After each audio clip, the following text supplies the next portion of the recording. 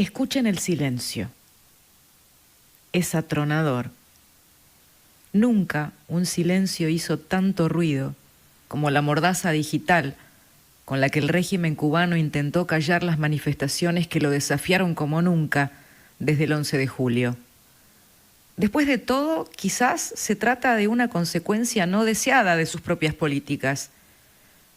Aquella decisión de permitir el acceso a Internet en 2018 estuvo enmarcada en un proceso económico de cierta apertura que intentaba una estabilización de la economía y una unificación de la moneda, solo que la economía no se estabilizó.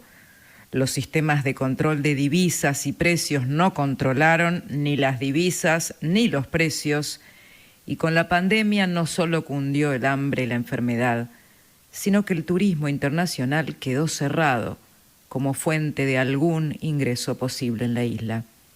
Al estilo chino, los jerarcas cubanos administraban esa transición como si las personas pudieran ser programadas y conducidas. Al fin y al cabo, eso había sido siempre así. Sin embargo, algo había cambiado. El cambio iba en el bolsillo y en la cartera, y tenía telefonía 3G. Esos celulares estaban modificando algo en lo profundo del tejido social de Cuba. Dice la periodista y bloguera Joanny Sánchez, el acceso a Internet ha cambiado el rostro, la faz, la manera de narrar la Cuba que conocemos.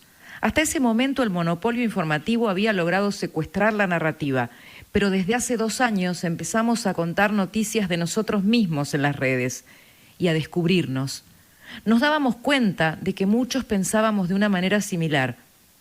Las protestas han evidenciado lo que ya sabíamos y lo que ya latía en los foros de Internet, en Telegram, en WhatsApp, que muchos estamos inconformes, que muchos queremos un cambio, que somos incluso más los que queremos un cambio democrático que los que se niegan a hacerlo.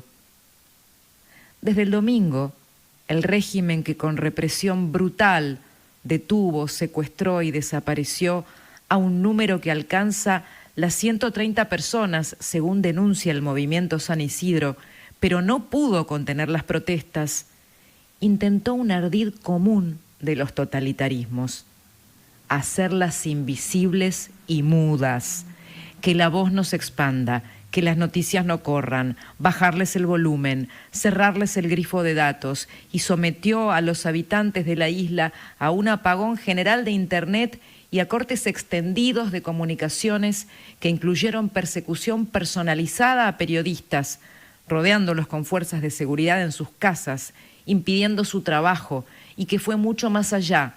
Detuvieron a la corresponsal de ABC de España, Camila Acosta, que será procesada por delitos contra la seguridad del Estado. Y también fue apresada por la policía cubana la youtuber Dina Stars cuando daba una entrevista en vivo para la televisión. Hago responsable al gobierno de cualquier cosa que me pueda pasar, dijo la joven cuando se la llevaron. El choque de la fuerza contra la palabra es el choque de la dictadura contra la libertad. Pero el silencio tiene 1000 grietas, y tras ellas, en las ventanas de conexión, escapan los gritos desesperados de los heridos, los alaridos de las madres que buscan a sus hijos, los llantos por al menos una víctima fatal y la voz en alto de las gargantas que piden libertad con el último hilo de voz. Los celulares siguen filmando, aunque no aparezca el Wi-Fi. Los ojos siguen mirando. Los cubanos han estado aislados por mucho tiempo, pero ahora, con la llegada de Internet y las redes sociales, todo se está yendo de las manos del gobierno, afirmó la cantante Gloria Estefan desde los Estados Unidos. Los músicos estelares hispanos fueron una voz poderosa para la etiqueta Sos Cuba, que pobló las redes.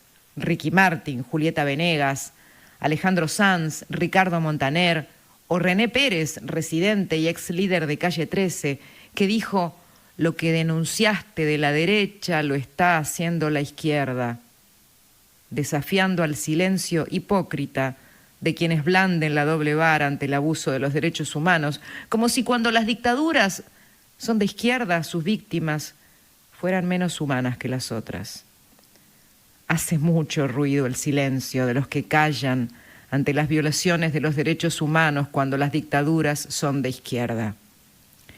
No hace poco, el mismo cantante, el ex líder de Calle 13, había entrevistado al presidente argentino. El mismo Alberto Fernández, que ahora dice no saber lo que pasa en Cuba, pero que antes de regresar sumiso al kirchnerismo, decía otra cosa muy distinta. Escuchen. He estado en Cuba 2 veces y evidentemente uno puede tener 2 lecturas de Cuba, ¿no? Para un argentino que se ha criado en democracia y que valora tanto la democracia, por ahí vivir en Cuba no debe ser fácil.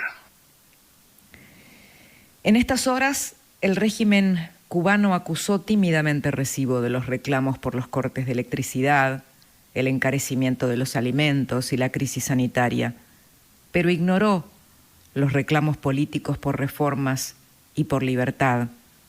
Así lo describió Giovanni Sánchez. Pues la gente protestando al grito de libertad. Ojo, que además de las inconformidades materiales y de las penurias y la miseria, esto es una manifestación, esto es una protesta social extensiva por algo tan sagrado, tan buscado, tan ansiado en este país como es la libertad. No, el que le diga a usted que estas protestas no tienen un corte político, no tienen un objetivo de cambio, le está mintiendo. Fuimos a la calle porque teníamos hambre, sí. Teníamos tanta hambre que nos comimos el miedo y eso nos llevó también a gritar libertad. En 2016, la ONU consideró el acceso a Internet un derecho humano. Prohibir su acceso es considerado una violación de los mismos. La isla informativa forzada en Cuba es precisamente eso. En el libro La revolución será digitalizada, Heather Brooke afirma: para aquellos acostumbrados a controlar las comunicaciones de los ciudadanos, la era digital es aterradora. De pronto, un simple individuo, a través de las redes globales interactivas, desafía a los poderosos y les presenta un mundo en el que ya no son los porteros omnipotentes de la información. Otros, en cambio, ven en este tiempo de libertad de expresión sin precedentes la puerta para una transformación política. Eso sueñan muchos cubanos que han tumbado en estas horas el muro digital con la esperanza de que los bytes carcoman la cortina de hierro que después de todo tiene 62 años de derrumbe. Esto es Confesiones en Radio Mitre.